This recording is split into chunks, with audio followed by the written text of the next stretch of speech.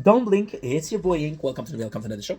If you're doing well, because I'm having a wonderful day on this 10th November 2024. As you can see, we're playing the game Arc Knight. Fucking love this game. There's a good event right now. I'm playing Arc Knight because there's a good event, and I basically have to play the entire day because there's so many rewards that I would be crazy not to take advantage of this. Now, speaking of gaming, because we're speaking of gaming, we're actively speaking. Talking about a game for talking about a video for a gaming channel, which is Invented Gaming. And this is a video that I did before. It's a video that I did a shit ton of time ago, but the algorithm on YouTube is incredible. I watched, and I swear to God, I watched one video. Actually, really, no, we didn't watch. We reacted to it, and it's a dude that created a saga called Baga. So, what are we talking about? Who is Baga? Well, it's actually quite simple. We're talking about a game which is Shadow of Mordor or Shadow of War. If you don't know what that is, it's a game that's related to Lord of the Ring. Now, I'll be completely honest, is the game the best that was ever made? No. Is the game good? It is good. It is, don't get me wrong, it is good. It's not a great game, but it's a good game. However, in these two games, there's a system. There's a system that is a heartbreak. We did a video about it before. We're going to do a version 2 because, again, the goal of the channel may be the Invented Gaming, may be Invendera. The goal of the two channel, right, is, how can I say that? How we grow up as a human, how we improve as a human, as a gamer. Because, listen, my biggest problem as a gamer, and I'll be completely honest, I played the exact same game 10, 20 times. I played Pokemon Silver a total of 32 times. I've been playing the same game. Right now, we're playing Arc Knight, but we're grinding. We've been grinding for 4 days, right? So, growing as a gamer is getting better at games so you can play more games. The system that was introduced in those games, and it's such a heartbreak because it's the picture perfect of greed. A system that was introduced in Shadow of War and Shadow of Mordor, which is amazing, is the nemesis system. So before we even start with the nemesis system, sadly we had to talk about the story. Why I say sadly is because the system is so well made, but it needs a prologue. So you got this guy who is, once again, thanks to Lord of the Ring, he's one of the guard of Mordor. And he's super important, he's super strong. He gets killed. And what happened, which is crazy, is that his family gets killed. Then you have some nougat. Want some? It will be dicing me, bro. People think me twice today. In a couple minutes. Which I love, but I'm working. Anywho. And give me a second chance. Want to avenge your family? Help me avenge my story. And I'll help you avenge. And that's not important. What is important is the person in question. It's an emperor, which is the ally or the ex-ally of Sauron. Give you the power. Is the actually creator of the ring. And if you know the story of Lord of the Ring, which if you don't know, please do me a favor and watch it. It's amazing. Not the Hobbit. Hobbit is good. Lord of the Ring is peak, baby. And it's one ring to rule them all. Now, in case you didn't know, the book, the story, the movie, the games are called Lord of the Ring. So the rings are kind of important, right? One ring to rule them all. So with the help of the person who created the first ring, guess what you do? You create a second ring. Very good. Second ring gives you the opportunity or the ability to control army. So basically, the game is actually crazy. You control, or you... I don't want to use the word enslave, but it's enslaving. You enslave people. So you're a lord in yourself. So you're a lord versus a lord. You're the Lord of Light, and Sauron is the Lord of the Darkness. I don't care. What you do is you create your own army that goes against his army. What is really cool is you're gonna have really cool orc, very very strong orc. You're gonna be able to defeat other orc. And because they're able to defeat other orc, they become stronger. For example, right? You have this orc, and this orc is afraid of fire, and then he beats a orc that is a master of fire. Well, he's gonna beat the fear of fire, which is phenomenal. But if it doesn't work, he's at a disadvantage. It's a good game. You have, and the nemesis system, a lot of people, myself included, when I first made the video, focus on the rival, but it's also the allies. The nemesis system is quite cool. See, you're in Gondor. Gondor has fallen. Sorry, I'm so sorry. You're not in Gondor. You're in Mordor, and Mordor has fallen into the pits of the orcs and the goblins. The Urukai. You get it. So, you're public enemy number one. What's the craziest thing about the nemesis system? The craziest thing? A slave can kill you. Because they kill you, I'll be rewarded. And say, yo, you killed that guy, you're incredible. We'll make you a general. We'll make you a captain.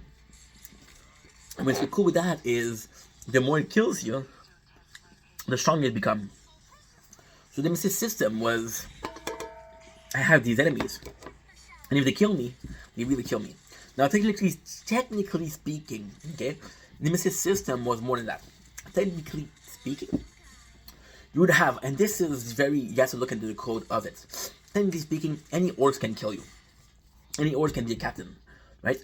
But there'll be, every single playthrough, there'll be a different one. There'll be a different orc, or goblin, or whatever you want to call it, a different enemy.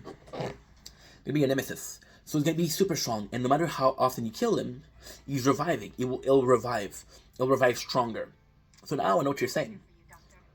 And I don't understand. You tell me that this guy will revive. What's the point of killing him? Well, my dear friend, wait a second. There's been warning of mouses in the building. I hear something. When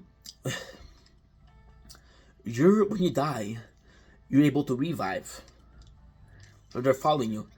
The nemesis system is that. That's the beauty of the nemesis system. It's not about enemy killing. Okay. It's not about enemy killing. It's not about enemy killing. It's about there's gonna be this guy who can revive, and you're this person that can revive, and that's a rival. That's a nemesis. Two immortal enemy fighting against each other.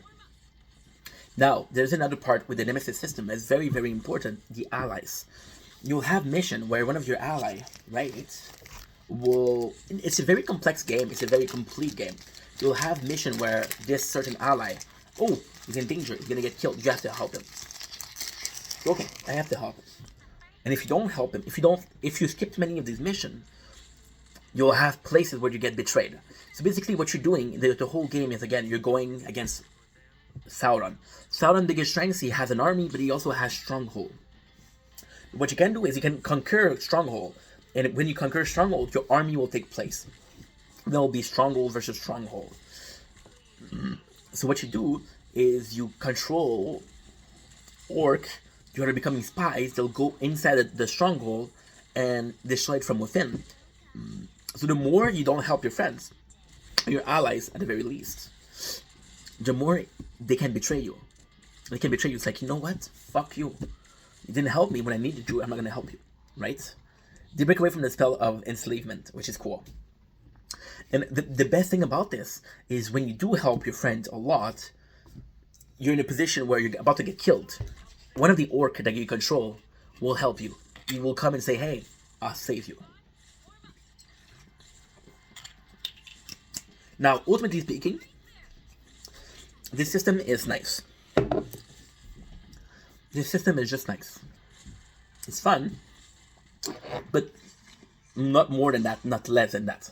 Now, I'm going to show you the exact channel.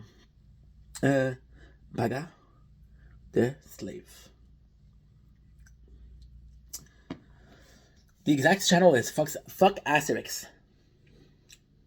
This, my friends, is a video we'll react to, and it is brilliance. Why is it brilliant? Well, actually quite simple. That person took the nemesis system, made it a story. So what he did was he let his slave kill him, and that slave killing him equal, you know what? I'll be completely able I'll be able to to make a cool story. So he takes Baga, which is a slave, and he put him to Overlord. So he's helping Baga kill him more and more and more, and Mecha become the Overlord. Now the brilliance behind that is he put a story behind it. This is a story. This is a fiction story about how this nemesis came to be. And the nemesis system is a cool system, but if you had a little bit of story, one of the best system ever made. And think about the game that you like the most. Think about any games. Think about Elden Ring, okay? One of the best games ever made, possibly the game of the decade, right? A masterpiece. Elden Ring, masterpiece. Masterpiece. Now take this game, okay? And put in it 1 soldier, 2 soldier, 3 soldier. They're able to kill you and get better, get stronger. And then they'll come in the middle of your run, you have to deal with them. How crazy is that? How crazy is this? Now put the same system for allies. It's a completely different game. It's a much better game. And Elden Ring is a masterpiece. You know? So the people behind this game, like, you know what? This is going to be copyrighted. People cannot use nemesis system. And that sucks. Because they're behind that green. They destroy one of the best system in the world. Now, it's one thing if you keep that project or that system for yourself. But if you don't keep it for yourself, if you keep it for yourself and you make another game, it's fine. But they made 2 games. They made 2 games. Right? Imagine a game like Resident Evil, or a zombie that kills you, or a zombie that follows you. Forget about Nemesis. Forget about Mr. X. That's all you need. That's all you fucking need. There you go. Oh, what a shame. Greed, my guys. Anyway, long enough video. Love you guys. Take it easy.